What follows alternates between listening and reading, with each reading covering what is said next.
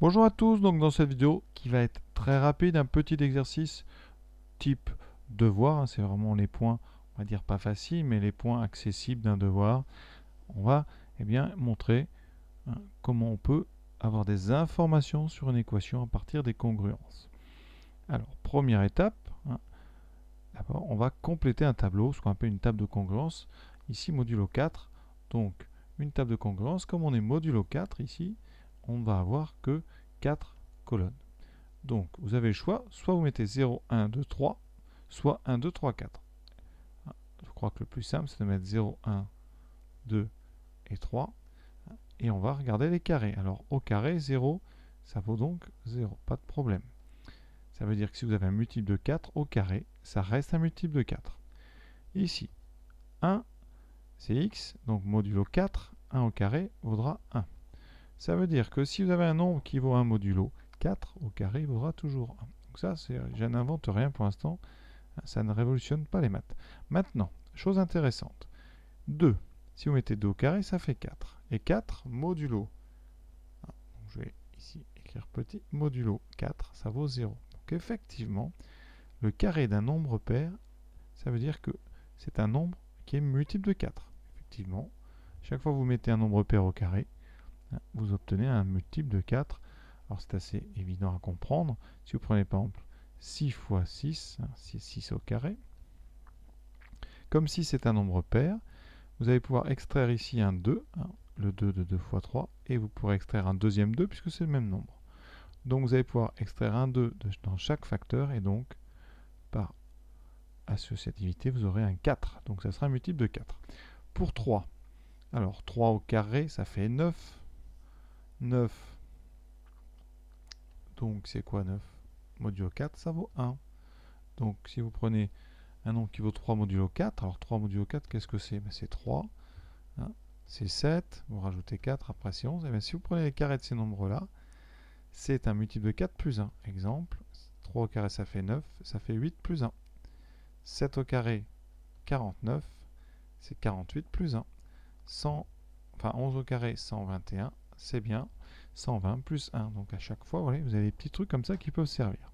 Alors, on s'en sert en général non pas pour résoudre une équation, parce que ça, c'est pas forcément évident de résoudre des équations comme ça. Surtout, enfin des équations, quand je parle des équations ici, ce sont des équations à deux variables. Ici, vous avez x et y. On s'en sert principalement pour montrer qu'une équation n'a pas de solution. Voilà ce qui va se passer. Donc, question 2. Question 2. Alors, cette question 2, elle est très intéressante et c'est en même temps un grand classique. Le principe de cette question, c'est cette règle suivante. Si vous avez A est égal à B, une égalité dans R, c'est-à-dire qu'il faut A et B réels, alors par implication, quel que soit un module non nul, donc M appartient à N étoiles, eh bien, vous aurez A égale B modulo M, c'est-à-dire A congru à B modulo M. C'est une implication. C'est-à-dire que vous ne pouvez pas faire marcher à exemple. Si vous avez X est égal à 2, donc ça c'est un exemple, forcément, si vous prenez modulo 7, X va être congru à 2 modulo 7. Le problème, c'est que les solutions ici à gauche, c'est S égale 2, alors qu'à droite, eh bien, c'est tous les nombres qui sont congrus à 2 modulo 7. Ça veut dire que c'est tous les nombres qui s'écrivent 2 plus 7k avec k appartenant à z, ce qui fait une infinité de nombres. Vous avez 2, mais vous avez aussi 9, etc. Donc, vous voyez bien qu'en faisant ça, on agrandit l'ensemble des solutions potentielles. Ce qui fait que ce n'est pas toujours très pratique pour résoudre, et on s'en sert d'ailleurs assez peu pour résoudre une équation. On se sert d'un autre phénomène. On se sert souvent du passage modulo quelque chose pour sortir des informations ou montrer carrément, comme ça va être le cas ici, qu'il n'y a pas de solution. Pourquoi? Supposons qu'une proposition A implique une proposition B. Alors vous avez deux choses à comprendre. La première, c'est que si A est vrai, alors par implication, B est vrai. D'accord? Ça, c'est la proposition dans le sens que vous voyez A dans B. Si vous prenez ce qu'on appelle la contraposée, eh bien vous pouvez dire que si B est faux, alors A est vrai. Est faux, pardon. Pourquoi? Parce que si A était vrai, puisque A implique B, alors A vrai impliquerait B vrai. Donc vous voyez, ça pose un problème. Donc si B est faux, alors A est faux. Ça s'appelle une contraposée. Et on va se servir de ça. La question, c'est qu'on a une équation ici que j'appellerai E, et on va la placer dans un monde modulo M. D'accord? Donc la question, c'est si E a des solutions, alors EM a des solutions. Puisque si E est vrai, alors EM est vrai.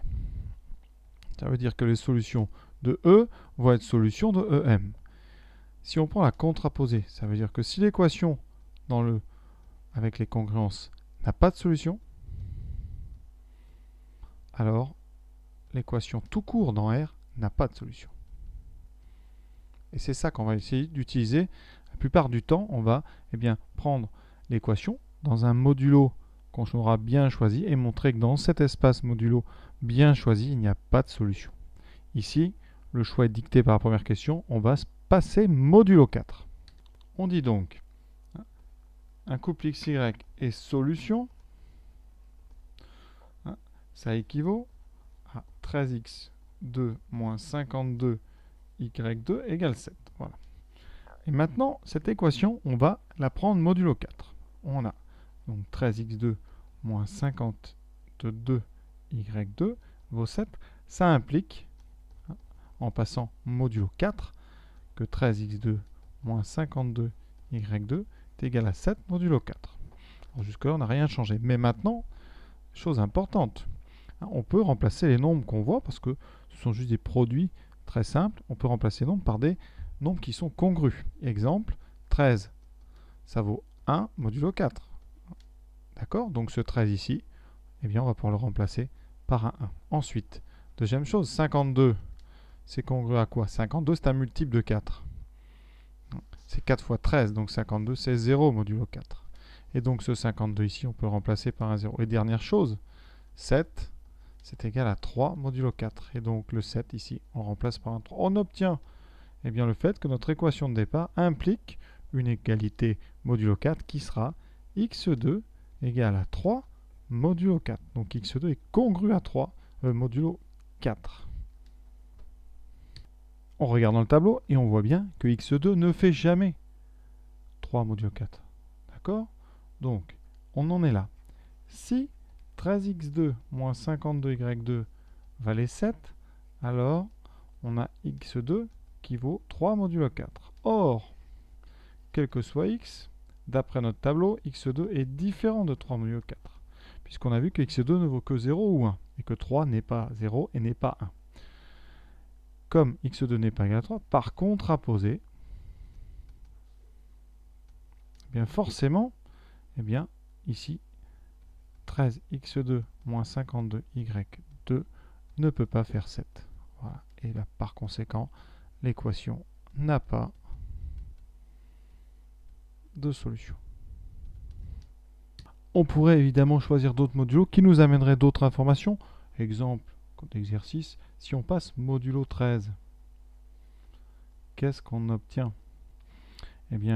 À gauche, 13x2 moins 52y2 égale 7 impliquerait 13x2 moins 52y2 congru à 7 modulo 13. Et 13 modulo 13, ça vaut 0. Donc, il nous resterait quoi? 0 x2 moins, alors 52 c'est 4 fois 13, donc 0 y2 et ça vaudrait 7 modulo 13. Et vous voyez, on obtiendrait 0 égale 7 modulo 13. Alors 0 égale 7, c'est évidemment faux. Et donc, par contraposé, l'équation de départ n'aurait pas de solution. Donc, vous voyez une deuxième façon de trouver qu'il n'y a pas de solution en passant modulo 13. Alors, est-ce que tous les modulos peuvent nous arranger? Non. On prend au hasard. Si vous prenez modulo 2, qu'est-ce qu'on obtient? Souvent, quand on passe modulo 2, on obtient des informations sur la parité des variables. Ici, modulo 2, notre équation, elle devient quoi? 13x2 moins 52y2 égale 7 va devenir, donc 13 modulo 2, ça fait 1, ça fait x2. 52, c'est 0, donc x2 va être égal à, va être congru à 1 modulo 2. Conséquence de ça, x2 est donc quelque chose d'impair, et on a déjà vu, quand un carré est impair, c'est que x était impair. Voilà, donc là vous n'avez pas trouvé qu'il n'y a pas de solution. Vous avez juste trouvé que s'il y avait des solutions, si xy est solution, alors x est forcément impair. Donc voilà pour cette vidéo. Alors je ne vais pas faire tous les entiers, on pourrait faire modulo 3. À chaque fois, vous auriez une information, parfois capitale, parfois inutile ou inintéressante. Voilà, j'espère que vous avez bien compris ce principe.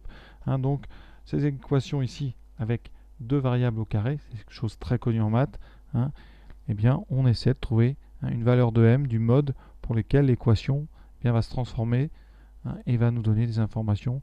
Et vraiment le plus intéressant pour les élèves, c'est quand votre équation avec des modulos n'a pas de solution. Comme ça, par contraposé, vous avez bien compris, l'équation de départ n'aura pas de solution. Voilà, vous avez tout compris. À bientôt.